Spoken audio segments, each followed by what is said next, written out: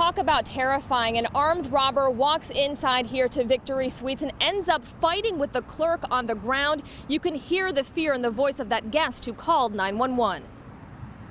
911, what's your emergency? Hey, y'all need to come up here to the Victory Suites Hotel. They just shot a gun. I got the gun. They up here shooting. That woman calling 911 this morning was a guest here at Victory Suites. She had just heard a gunshot and looked in the hallway to see the clerk on the ground wrestling a robber. She told the dispatcher she managed to grab the gun after she saw it on the ground.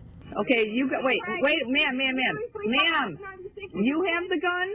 I have the gun, 696 in the corner. Okay, I know where it's at. We're getting officers there. Okay, well, I have the gun in the room. He out here fighting. I'm not going back. Okay. At the time, that guest didn't know exactly what was going on, but we now know it all started around 6 this morning. A masked woman walked in and demanded cash from the hotel clerk. He starts putting it on the counter. As the crook takes the cash, she puts the gun down for a moment, and that's when the clerk grabs it. But the crook doesn't leave. Instead, she demands to get the gun back. Both of them start fighting and wrestling on the ground. At some point, the gun goes off. A bullet hits the wall. Who did they try to rob?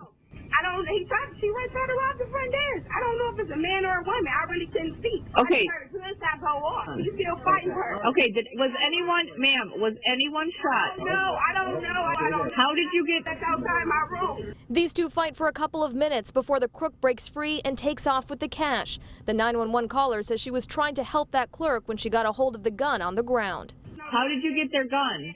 How did I get? Oh, because he threw it out in the hallway. I heard a gunshot go off. Yeah, I looked out in my room. You feel me? Like, I'm going to help him. I know him. He's an older guy. I'm going to help him.